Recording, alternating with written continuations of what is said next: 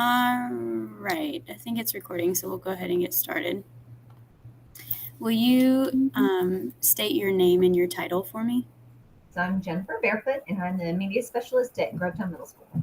Okay. And what type of degree is required for your position?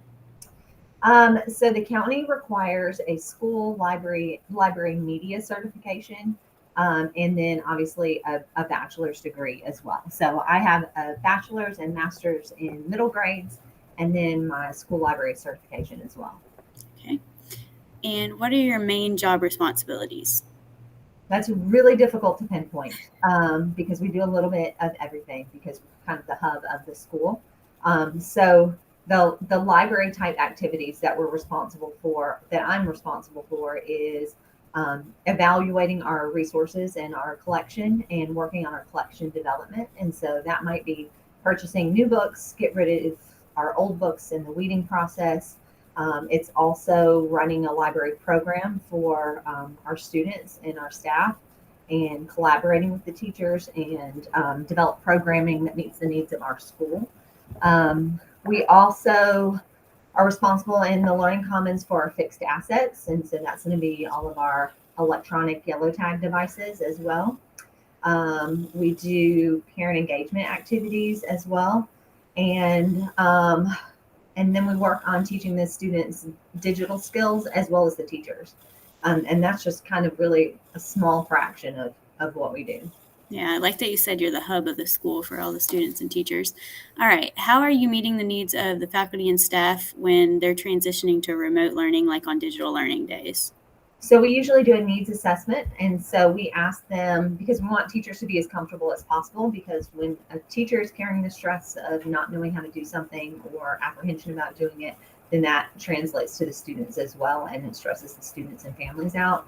So my main goal is really that comfortability factor in giving them a needs assessment, as far as what do you need help with, no matter how trivial. If you don't know how to turn on your web camera, that might be embarrassing to other people to admit that, but if that's your reality, then we need to know so that we can help you so that you're comfortable. Hang on one second. Sorry. Oh, that's okay. And so that's our main focus, is what do the teachers need? And then also, if they're having a hard time understanding how to implement digital learning, like what asynchronous versus synchronous means, that's when we can kind of lend our expertise as well to help adapt their regular classroom plans to what it would look like from a virtual classroom. Right. And then kind of branching off of that, how do you meet the remote learning needs of students and parents?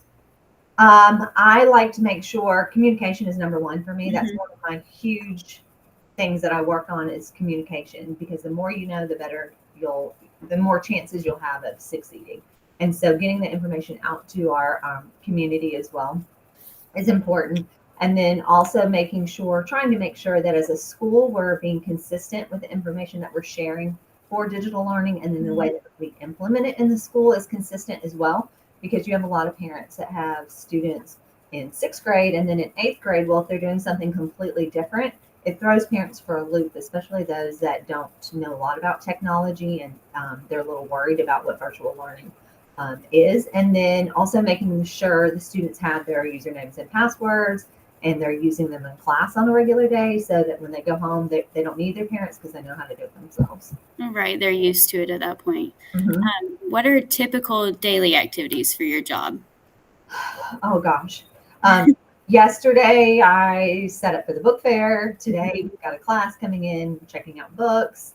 Last week I had a digital breakout. So every day is usually something different completely. Mm-hmm. Sometimes I have kind of a different role in our school. So sometimes I'll go to grade level meetings to make sure, so I can back up my admin. So if they're talking about anything that might relate to my arena, I can provide support for them.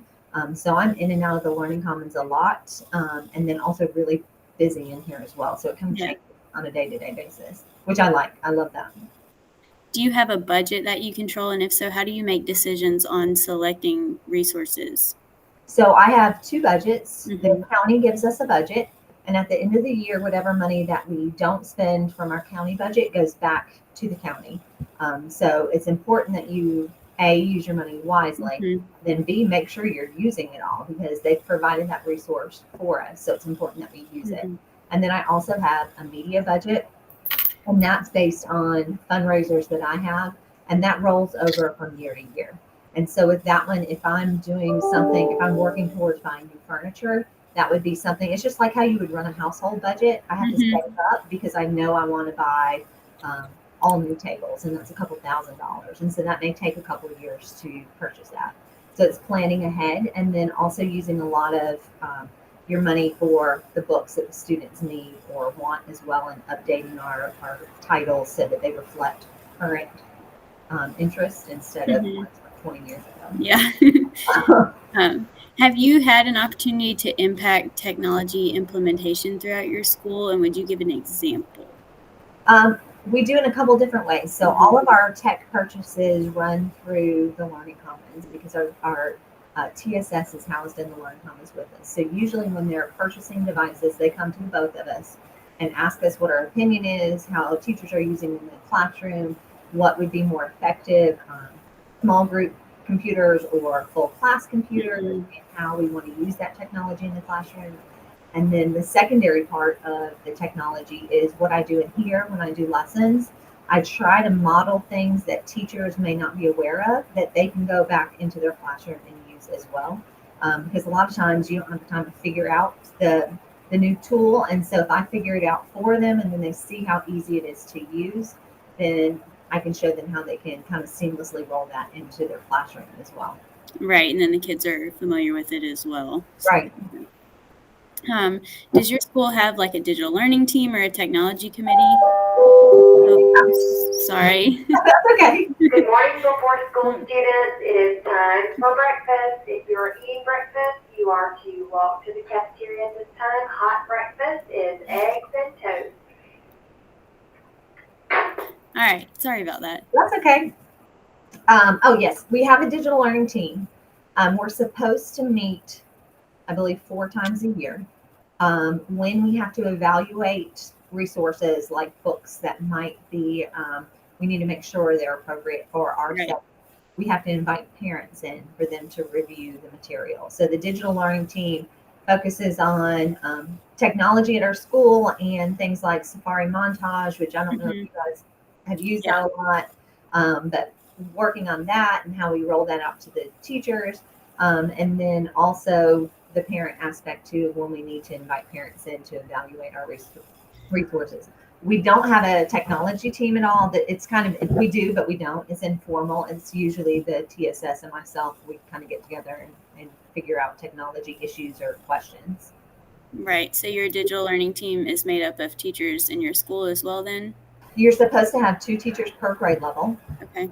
and then when you need to, I believe 3 parents, and then an administrator as well.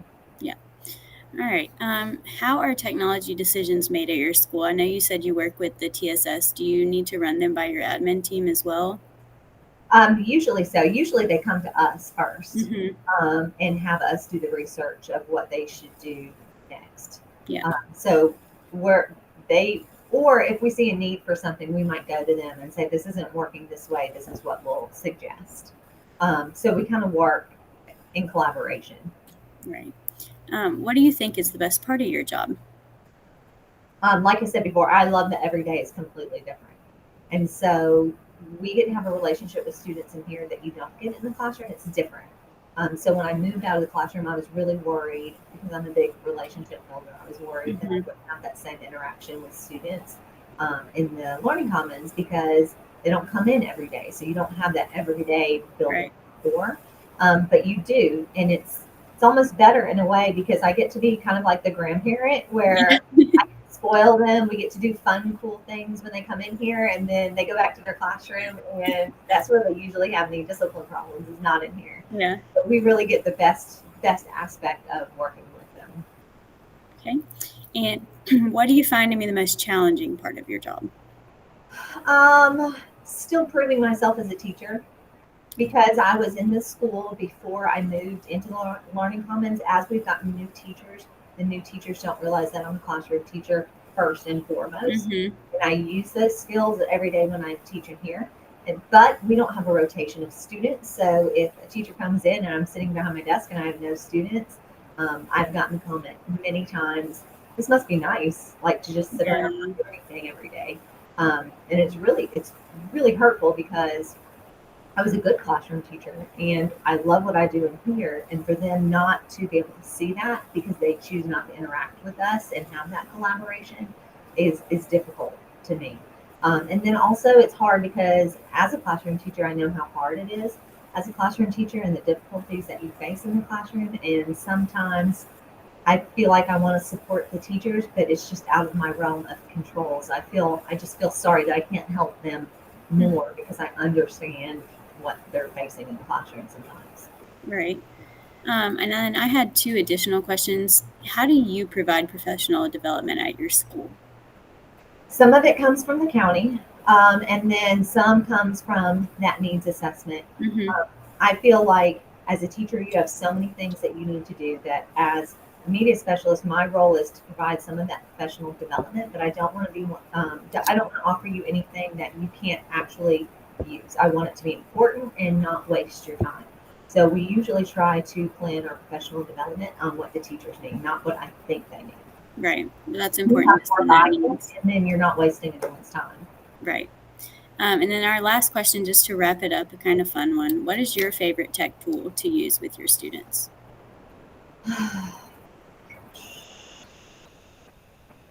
So the one I used earlier this week is called Merge Cube, and that's just the kids really like it because it's AR, and so they have a little cube that they use the iPad for. And have you ever seen this before, the Merge Cube? No, I've seen the little robots before in our STEAM classroom. Yeah, and we have those too, the Spiros, and they love them because they'll build ramps in the library, and people have to be careful not to trip over them and stuff. The Merge Cube is just neat because it's just this little tiny cube, and you hold up the iPad, and it's that virtual reality. So you can play a fighter jet game on the iPad, but if you're looking at it like you're flying through and shooting all the little aliens or whatever, or you can see the inside of a heart. And when you turn the cube, you can see all angles 360 of whatever it is you're doing. And so it comes out, you see smoke floating off in the sky. And it's just really neat. The kids love it. Yeah, I'm going to have to look into that one. Yeah, I used it with the ESOL kids, and they were like, oh, they've just never seen anything like that. Yeah. All right. Well, I think that's all of the questions I have. So I'm going to go ahead and stop our recording here. All right. Yeah, I talk fast, though.